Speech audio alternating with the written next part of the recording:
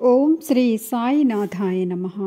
శ్రీ సాయి సచ్చరిత్రము 33వ అధ్యాయము. గత అధ్యాయములో గురువు మహిమను వర్ణించితిమి. ఇందులో ఊది మహిమను వర్ణించదము. మనమిప్పుడు గొప్ప యోగీశ్వరులకు నమస్కరించదము. వారి కరుణా కటాక్షములు కొండంత పాపములను కూడా నశింపచేయును, మనలోని దుర్గుణములను పోగొట్టుకును.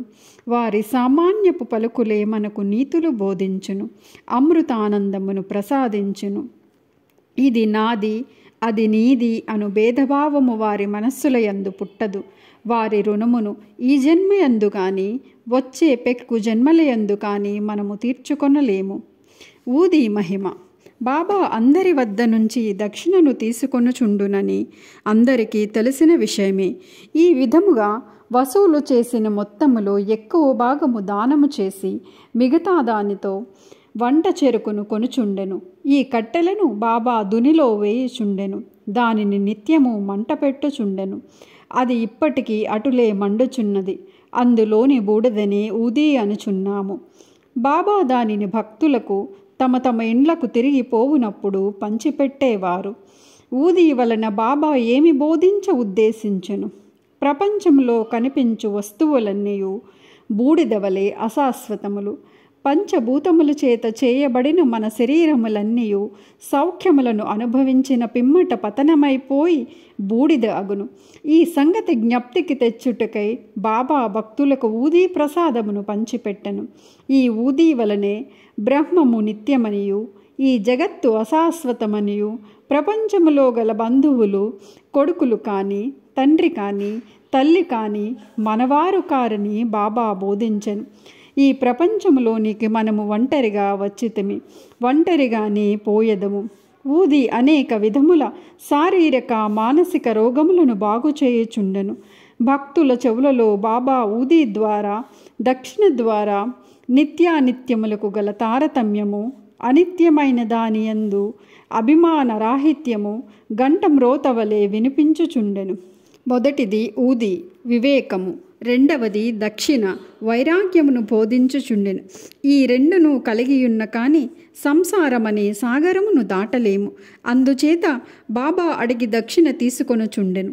షిరిడీ నుంచి ఇంటికి పోవునప్పుడు భక్తులకు ఊదియే ప్రసాదముగానిచ్చి కొంత నుదుటిపై వ్రాసి వరదహస్తమును వారి శిరస్సుపై ఉంచుచుండెను. బాబా సంతోషముతోనున్నప్పుడు పాడుచుండెడివారు. పాటలలో ఊదీ గూర్చి ఒకటి పాడుచుండెరి. దాని పల్లవి: కళ్యాణరారమ్మ గోనె సంచెలతో ఊదీని తేతెమ్ము. బాబా దీనిని చక్కగా రాగముతో మధురముగా పాడుచుండెడివారు. ఇదంతయు ఊదీ యొక్క ఆధ్యాత్మిక ప్రాముఖ్యము, దాని భౌతిక ప్రాధాన్యము కూడా కలదు. అది ఆరోగ్యమును, ఐశ్వర్యమును, ఆతురత నుండి విమోచనము మొదలగునవి ఒసంగుచుండెను. ఇక ఊదీ గూర్చిన కథలను ప్రారంభించదము. తేలుకాటు. నాసిక్ నివాసియగు నారాయణ్ మోతీ రంజానీ అనునతడు బాబా భక్తుడు. అతడు రామచంద్ర వామన్ మోదక్ అను బాబా భక్తుని వద్దకు ఉద్యోగము చేయుచుండెను. అతడు ఒకసారి తన తల్లితో షిరిడీకి పోయి బాబాను దర్శించెను. అప్పుడు స్వయముగా బాబా అతడు మోదక్ సేవను మాని తాను సొంతముగా వ్యాపారము పెట్టుకొనవలెనను చెప్పెను. కొన్ని దినముల తరువాత బాబా మాట సత్యమయ్యను. నారాయణ జానీ ఉద్యోగము మాని స్వయముగా ఆనందాశ్రమము అను హోటలు పెట్టెను. బాగా వృద్ధి చెందెను. ఒకసారి ఈ నారాయణరావు స్నేహితునికి తేలు కుట్టెను. దాని బాధ భరింపరానంత ఉండెను. అటువంటి విషయములలో ఊది బాగా పనిచేయును. నొప్పి ఉన్న చోటనే ఊదీని రాయవలను. అందుచేత నారాయణరావు ఊదీ కొరకు వెతకను, కానీ అది కనిపించలేదు. అతడు బాబా పటము ముందర నిలిచి బాబా సహాయము కోరి బాబా నామజపము చేసి బాబా పటము ముందు రాలిపడిన అగరవత్తి బూడిద చిటికెడు తీసి దాన్నే ఊదీగా భావించి నొప్పి ఉన్న చోట రాసెను. అతడు ఊదీ రాసిన చేయి తీసివేయగనే నొప్పి తగ్గిపోయెను. ఇద్దరూ ఆశ్చర్యానందములో మునిగిరి. ప్లేగు జబ్బు. ఒకానొకప్పుడు బాంద్రాలో ఉండు ఒక బాబా భక్తునికి వేరొక గ్రామమున ఉన్న తన కుమార్తె ప్లేగు జ్వరముతో బాధపడుచుండెనని తెలిసెను. అతడు తన వద్ద ఊది లేదనియు కనుక ఊది పంపుమని నానాసాహెబ్ చాందోర్కర్ గారికి కబురు పంపెను. ఈ వార్త నానాసాహెబ్ టానా రైల్వే స్టేషన్ వద్ద తెలిసెను. అప్పుడతడు భార్యతో కూడా కళ్యాణ్ పోవుచుండెను. వారి వద్ద అప్పుడు ఊది లేకుండెను. కావున నానాసాహెబ్ రోడ్డుపైన మట్టిని కొంచెము తీసి సాయి నామజపము చేసి బాబా అనుగ్రహమును అభ్యర్థించి తన భార్య నుదుటిపై రాసెను. కబురు తెచ్చిన వ్యక్తి ఇదంతయు చూసెను. ఆ భక్తుడు ఇంటికి పోవుసరికి 3 రోజుల నుంచి బాధపడుచున్న వాని కూతురు జబ్బు నానాసాహెబ్ తన భార్య నుదుటిపై మట్టిని పూసినప్పటి నుంచి తగ్గెనని విని మిక్కిలి సంతసించెను.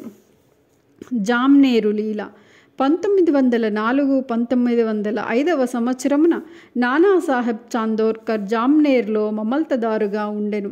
ఇది ఖాందేశ్ జిల్లాలో షిరిడీకి 100 మైళ్ళ దూరములో ఉన్నది. ఆయన కుమార్తె మైనతాయ గర్భిణి ప్రసవించుటకు సిద్ధముగా ఉండెను. ఆమె స్థితి బాగులేకుండెను. ఆమె 2-3 దినముల నుంచి ప్రసవ వేదన పడుచుండెను. నానాసాహెబ్ ఔషధములన్నయూ వాడెను, కానీ ప్రయోజనము లేకుండెను. అప్పుడు బాబాను జ్ఞప్తికి తెచ్చుకొని వారి సహాయము వేడెను. షిరిడీలో రామ్గీర్ బువాయను సన్యాసి ఉండెను. బాబా అతనిని బాపూగీర్ బువా అనువారు. అతని స్వగ్రామము ఖాందేశ్లో ఉండెను. అతడు అచ్చటికి పోవుటకు నిశ్చయించుకొనెను. బాబా అతనిని పిలిచి మార్గమధ్యమున జామ్నేర్లో కొంత విశ్రాంతి తీసుకొని నానాసాహెబ్కు ఊదీని హారతి పాటను ఇమ్మనెను. తన వద్ద 2 రూపాయలున్నవనియు అవి జలగాం వరకు రైలు టిక్కెట్కు సరిపోవుననియు కాబట్టి జలగాం నుండి జామ్నేర్ పోవుటకు సుమారు 30 మైళ్ళ దూరం, ధనము లేదని రామ్గీర్ బువా చెప్పెను. అన్నీయు సరిగా అమరును కాక అతడు కలత చెందవలసిన అవసరం లేదని బాబా పలికెను. శ్యామాను పిలిచి మాధవ్ అట్కర్ రచించిన హారతిని వ్రాయమనెను. హారతి పాటను ఊదీని రామ్గీర్ బువాకిచ్చి నానాసాహెబ్కు అందచేయమని చెప్పెను. బాబా మాటలపై ఆధారపడి రామ్గీర్ బువా షిరిడీ విడిచి రాత్రి 2:30 గంటలకు జలగాం చేరెను. అచ్చటికి చేరినప్పటికీ అతనికి 2 అణాలు మాత్రమే ఉండెను, కాబట్టి కష్టదశలో ఉండెను. అప్పుడు ఎవరో బాపూగీర్ బువా ఎవరు అని కేక వేయుచుండిరి. బువా అచ్చటికి పోయి తానే అని చెప్పెను. నానాసాహెబ్ పంపించారని చెప్పుచు ఆ బంట్రోతు బువాను ఒక్క చంకని టాంగా వద్దకు తీసుకుని పోయెను. దానికి 2 మంచి గుర్రములు కట్టి ఉండెను. ఇద్దరూ అందులో కూర్చుండి బండిని వదిలిరి. టాంగా వేగముగా పోయెను. తెల్లవారుజామున టాంగా ఒక సెలవేరు వద్దకు చేరెను. బండి తోలువాడు గుర్రములను నీళ్లు తాగించుటకు తీసుకుపోయెను. బంట్రోతు రామ్గీర్ బువాను ఫలహారము చేయమని ఫలహారపు దినుసులను పెట్టెను. గడ్డము మీసములున్న ఆ బంట్రోతు బట్టలు చూసి రామ్గీర్ బువా అతడు మహమ్మదీయుడని సంశయించి ఫలహారము తినకుండెను. కానీ ఆ బంట్రోతు తాను హిందువుడననియు గర్వాల్ దేశపు క్షత్రియుడననియు నానాసాహెబ్ ఆ ఫలహారము పంపెను గాన తినుటకెట్టి సంశయము వలదన్ను. అప్పుడిద్దరూ కలిసి ఫలహారము చేసి బయలుదేరిరి. ఉషఃకాలము జామ్నేరు చేరిరి. ఒంటికి పోసుకొనుటకై రామ్గీర్ బువా టాంగా దిగి 2-3 నిమిషములలో వచ్చెను. తిరుగు వచ్చేసరికి టాంగా కానీ టాంగా తోలువాడు కానీ బంట్రోతు కానీ లేకుండిరి. బాపూగీర్ బువా నోటి వెంట మాట రాకుండెను. దగ్గరున్న కచేరీకి పోయి అడుగుగా నానాసాహెబ్ ఇంటి వద్దనే ఉన్నట్లు తెలిసెను. అతడు నానాసాహెబ్ గారింటికి వెళ్ళి తాను షిరిడీ సాయిబాబా వద్ద నుంచి వచ్చినట్లు చెప్పెను. బాబా ఇచ్చిన ఊది హారతి పాట నానాసాహెబ్కు అందచేసెను. మైనతాయి చాలా దుస్థితిలో ఉండెను. అందరూ ఆమె గూర్చి మిగులు ఆందోళన పడుచుండిరి. నానాసాహెబ్ తన భార్యను పిలిచి ఊదీని నీళ్లలో కలిపి కుమార్తెకిచ్చి హారతిని పాడుమనిరి. బాబా మంచి సమయములో సహాయము పంపెను అనుకొనిరి. కొద్ది నిమిషములలో ప్రసవము సుఖమంగా జరిగనని వార్త వచ్చెను. గండము గడిచినదని చెప్పిరి. నానాసాహెబ్ గారు టాంగాను నౌకరును ఫలహారములను పంపినందుకు బాపూగీర్ బువా ఆయనకు కృతజ్ఞత తెలుపగా అతడు మిక్కిలి ఆశ్చర్యపరును. షిరిడీ నుంచి ఎవ్వరు వచ్చుచున్నది అతనికి తెలియదు కనుక అతడేమీ పంపి ఉండలేదని చెప్పెను. బివి దేవ్ గారు ఈ విషయమై నానాసాహెబ్ చాందోర్కర్ కొడుకు బాపూరావ్ చాందోర్కర్ను రామ్గీర్ బువాను కలుసుకొని విచారించి సాయి లీలా మ్యాగజైన్లో గొప్ప వ్యాసము ప్రకటించినారు.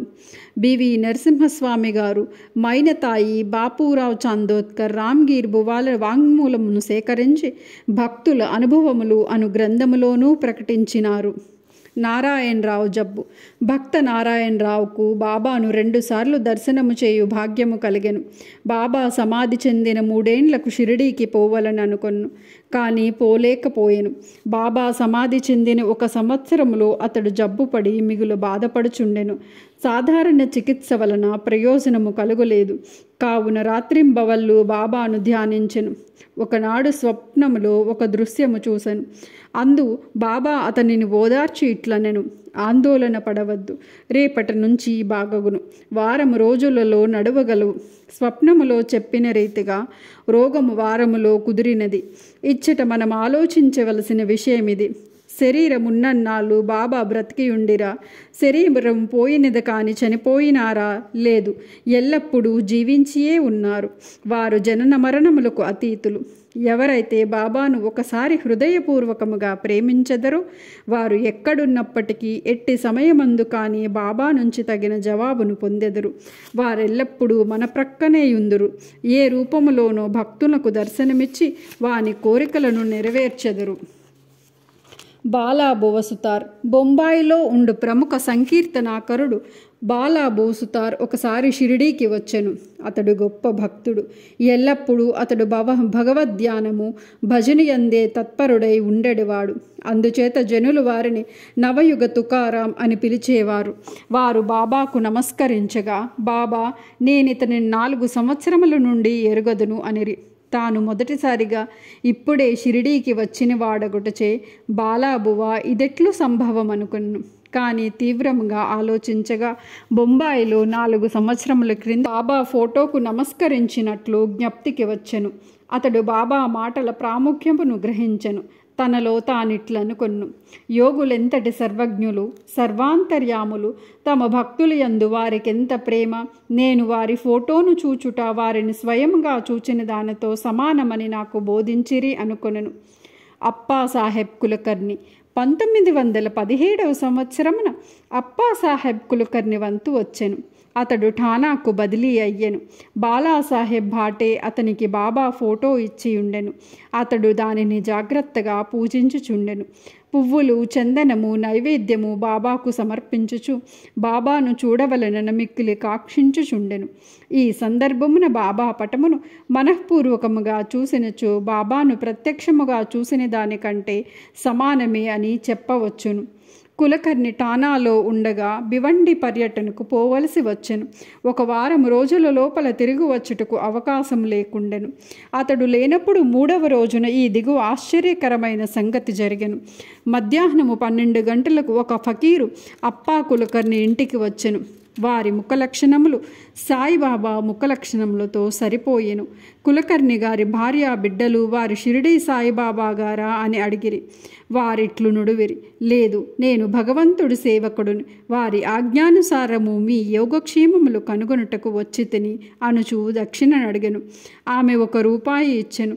వారకు చిన్న పొట్లముతో ఊదీనిచ్చి దానిని పూజలో ఫోటోతో కూడా ఉంచుకొని పూజించుకోమనిరి. పిమ్మటి ఇల్లు విడిచి వెళ్ళిపోయిరి. ఇదొక చిత్రమైన సాయి లీలను వినుము.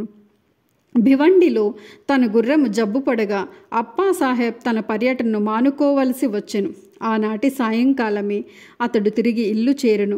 ఫకీరు గారి రాక భార్య వల్ల వినెను. ఫకీరు గారి దర్శనము దొరకనందులకు మిగులు మనోవేదన పొందెను. ఫకీరుకు 1 రూపాయి మాత్రమే దక్షిణముగా ఇచ్చుట అతనికి ఇష్టపడకుండెను. తానే ఇంటి వద్ద ఉన్నచో 10 రూపాయలకు తక్కువ కాకుండా దక్షిణ ఇచ్చియుందెనని అనుకొనెను. వెంటనే ఫకీరును వెతకుటకై బయలుదేరును. మసీదులలోనూ తక్కిన చోట్లను భోజనము చేయకయే వారి కొరకు వెతకను. అతని అన్వేషణ నిష్ఫలమయ్యెను. ఇంటికి వచ్చి భోజనము చేసెను. 32వ అధ్యాయములో ఉత్త కడుపుతో భగవంతుని వెతకరాదని బాబా చెప్పినది చదువరులు గమనించవలెను. అప్పాసాహెబ్ ఇచ్చట 1 నీతిని నేర్చుకొనెను. భోజనమైన తరువాత చిత్రేయను స్నేహితుతో వ్యాహ్యాలికి బయలుదేరెను. కొంత దూరము పోగా ఎవరో వారి వైపు త్వరగా వచ్చుచున్నట్లు కనిపించెను. వారి ముఖలక్షణములు బట్టి వారు తన ఇంటికి 12 గంటలకు వచ్చిన వారే అని అనుకొనెను.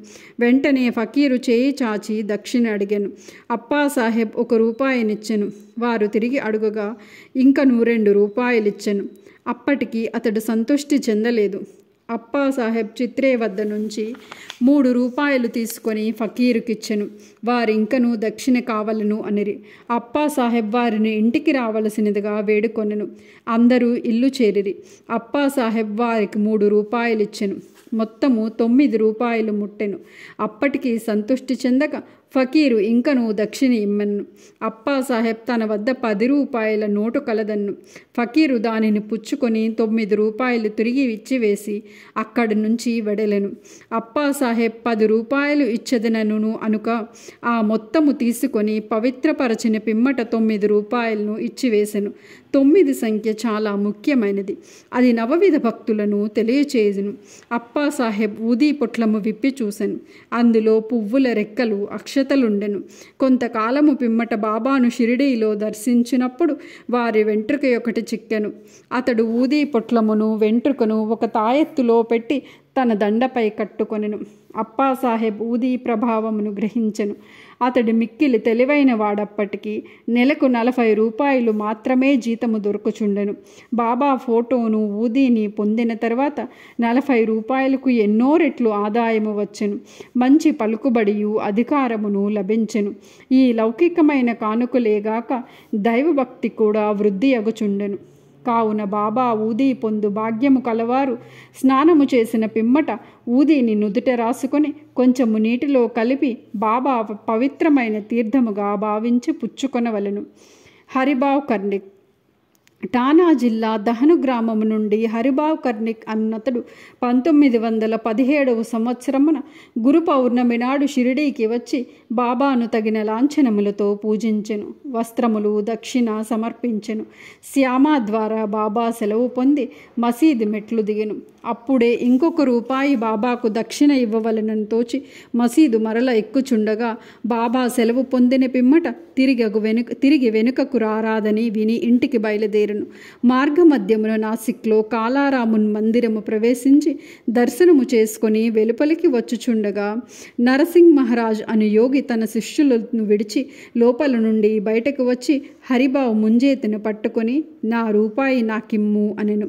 కర్ణిక్ మిగులు ఆశ్చర్యపడెను. రూపాయిని సంతోషముగా ఇచ్చి సాయిబాబా ఈ విధముగా తానివ్వ నిశ్చయించుకున్న రూపాయిని నరసింగ్ మహారాజ్ ద్వారా గ్రహించననుకొను. యోగీశ్వరులందరూ ఒకటే అనియు ఏకాత్మ భావముతో కార్యములు వనరించుననియు ఈ కథ తెలుపుచున్నది. 33వ అధ్యాయము సంపూర్ణము. సద్గురు శ్రీ సాయినాథార్పణమస్తు. శుభం భవతు.